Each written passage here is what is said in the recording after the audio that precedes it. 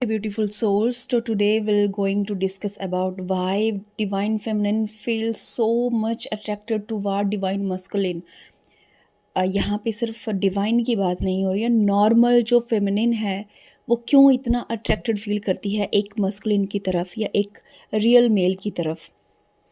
तो उसके कुछ रीज़न हैं एक्चुअली। तो हमारी जो साइकोलॉजी है इस तरह से डेवलप करी गई है सिंस आवर चाइल्डहुड कि you are a female and you need a man. तो फर्स्ट तो यही इसका रीज़न है, साइकोलॉजिकल रीज़न इसका यही है कि हमें सिखाया गया है कि we need a man, right. उसके बाद हमारी कुछ और इमोशनल एंड साइकोलॉजिकल नीड्स होती हैं, उनको भी हम फुलफ़िल करना चाहते हैं।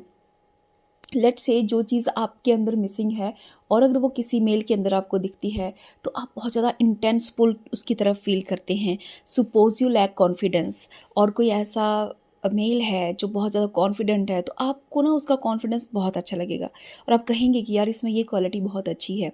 एक्चुअली में हमारी जो साइके है वो इस तरह से काम करता है कि हमें जिसमें जो क्वालिटी एक्चुअली पसंद आती है, जो हमें अच्छी लगती है, वही क्वालिटी हमें क्या होती है, मिसिंग होती है। अगर आप अपने अंदर ढूंढेंगे तो आप पाएंगे कि वो जो चीज़ आपको दूसरों में अच्छी लग रही है वो आपका पोटेंशियल है, लेकिन आप उसको डेवलप नहीं कर रहे। लेट्स से किसी को क्लासिकल डांस बहुत अच्छा लगता है, वो बहुत देखते हैं उसको, लेकिन वो सपोज करते नहीं हैं। इसका मतलब ये है कि उनके अंदर क्लासिकल डांस की वो पोटेंशियल है, लेकिन उन्होंने उसको एक्सप्लोर नहीं किया है।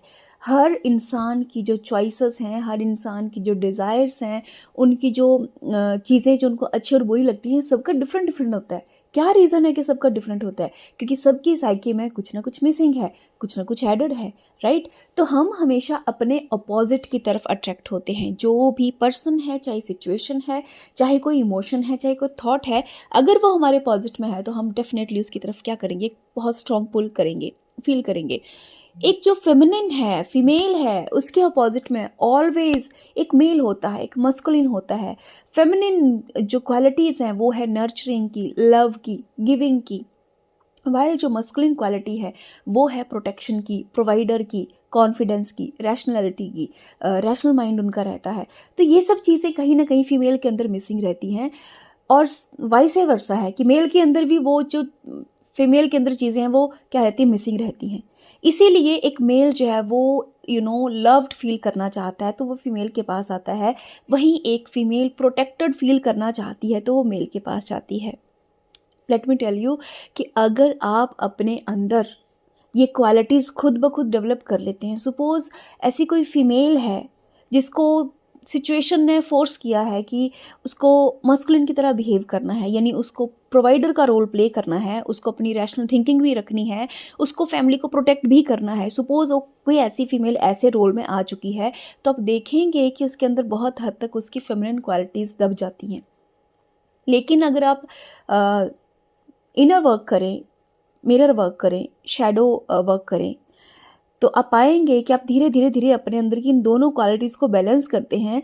और जब ये दोनों क्वालिटीज़ बैलेंस होती है तो नीड ख़त्म हो जाती है। वो जो डिज़ायर है दूसरे के लिए ना, वो ऑटोमेटिक ख़त्म हो जाती है। आप एक तरह से लिबरेट हो जाते हैं, आप फ्री हो जाते हैं अपने ही साइके से, अपनी ही साइकोलॉजिकल जो डिज़ायर्स हैं उनसे आप फ्री हो जाते हैं। जो आपकी साइकोलॉजिकल सफरिंग्स हैं आप उनसे फ्री हो जाते हैं। तो एक्चुअली में जो कहते हैं कि यूनियन की स्टेट क्या है या मोक्ष क्या है, तो साइकोलॉजिकल सफरिंग को एंड करना ही मोक्ष है, या आप कह सकते हैं कि यूनियन की स्टेट है जहाँ पे आपकी साइकोलॉजिकल कुछ नीड्स थी, कुछ इमोशनल, फिजिकल, मेंटल नीड थी, वो सब की सब ऑलमोस्ट नील हो चुकी हैं। यानी कि नीड का मतलब है कि हमें दूसरे से वो चीज़ चाहिए। जब आप अपने अंदर वो क्वालिटीज़ डेवलप करती हैं तो एक नीड जो है वो ख़त्म हो जाती है एंड आप पूरी कंप्लीट फ्रीडम को फील कर पाते हो। ऐसा नहीं है कि आपको चीज़ें हर्ट नहीं करेंगी। अभी अभी भी आपके अंदर इमोशन होना ह्यूमन का एक नेचर है भाई, ह्यूमन है, इमोशन इसका प्रूफ है। तो ऐसा नहीं है कि अब आपको कोई हर्ट नहीं करेगा, ऐसा भी नहीं है कि आपको कोई बुरा नहीं कहेगा, ऐसा भी नहीं है कि आप कोई दूसरी दुनिया में चले जाएंगे। नहीं, आप इसी दुनिया में, अपनी फैमिली में, अपने ही लोगों के बीच में रहेंगे। लेकिन लेकिन अगर आपको कोई ट्रिगर करता है तो आपको कोई ट्रिगर कर नहीं पाएगा, लेकिन अगर आप करता भी है तो आप समझ पाएंगे इस ट्रिगर का रीज़न क्या है और क्विक से हील कर पाएंगे। स्पिरिचुअलिटी या जो इनर वर्क या शैडो वर्क या इनर चाइल्ड हीलिंग का मेन मोटिव ये नहीं है कि आप इमोशनलेस हो जाओ। उनका मेन मोटिव है कि ट्रिगर आया, आपने आइडेंटिफाई किया, हील किया and you are out of the game. यही पूरा मोटिव है। आप कितनी जल्दी इस ट्रिगर गेम से बाहर निकल सकते हैं, ठीक है, जितना जल्दी आप इस ट्रिगर गेम से बाहर निकलेंगे, आप अपने आप को फ्रिक्वेंसी वाइज उतना एलिवेटेड समझे। जो व्यक्ति जितना समय लेता है किसी भी ट्रिगर से बाहर निकलने के लिए, दैट मीन अभी उसको बहुत ज़्यादा ज़रूरत है अपने इनर वर्क की या शैडो वर्क की या इनर चाइल्ड हीलिंग की।